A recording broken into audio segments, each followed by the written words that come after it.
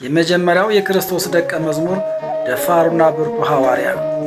እንኳን አደረሳችሁ። ቻናሉ አዲስ ስለሆነ ሁላችሁም ሰብስክራይብ አድርጋችሁ በመጀመር ቪዲዮውን ላይክ በማድረግ ድጋፋችሁን እንድትገልጹልኝ ጠይቃችኋለሁ።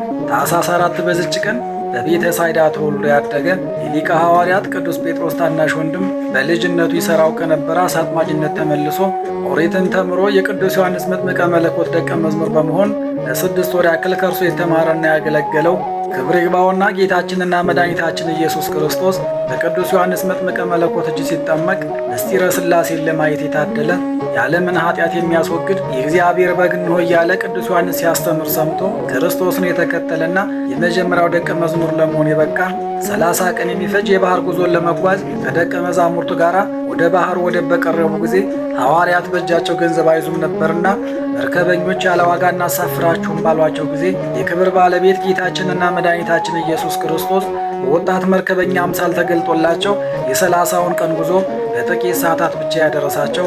በጉዞ ላይ እያሉም ወጣቱ መርከበኛ ስለ ጌታ ንገረኝ እስኪ ብሎት ቅዱሱ ሐዋርያም ጌታችን መሆኑን ስላልተረዳ በሚገባ ያስተማረውና የሰበከው በኋላ ግን ጌታችን መሆኑን ሲረዳ በመሪር ለቅሶ ይቅርታ የጠየቀ ክብር ይግባውና ጌታችንን ተገልጦለት አይዞህ አትፍራ ሁልጊዜ ካንተ ጋር ብሎ ያረጋጋው። በሌላ ጊዜም ጓደኛውን ቅዱስ ማትያስ ሐዋርያን ሰውን ከሚበሉ ሰዎች እጅ ያዳነው ሀገረ ስብከቱ በነበረች የልዳ ሀገርና በሌሎች ሀገሮችም ወንጌልን ያስተማረና ብዙዎችን ወደ ክርስትና የመለሰ የአማንያን ግን በዚህ ተበሳጭተው በእሳት ሊያቃጥሉት ሲሉ እነርሱን ከሰማይ እሳት ወርዶ የበላቸው በመጨረሻም ይዘው አስረው ብዙ የደበደቡትና ያሰቃዩት ጌታችንን በሌሊት መጥቶ ያጽናናውና ያረጋጋው በነጋ ጊዜም ከእስር ቤት አውጥተው በድንጋይ ወግረው የገደሉት በሥጋዊውም በመንፈሳዊውም ብርቱና ደፋሩ ሐዋርያ ቅዱስ እንድርያስ በዚች ቀን ያረፈበት ዓመታዊ በዓሉ ይታሰባል።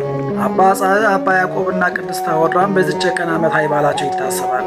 ቅዱስ ዮሐንስ ወንጌላዊ ሐዋርያ ፍቅረ ጊዜ፣ እናታችን ቅድስት ሶፊያ ሰማዕትና ቅዱስ ዮሐንስ ዘአራቅሊ ሰማዕት ደግሞ ወርኃዊ በዓላቸው ይታሰባል። ለእግዚአብሔር ክብር ምስጋና ይሁን።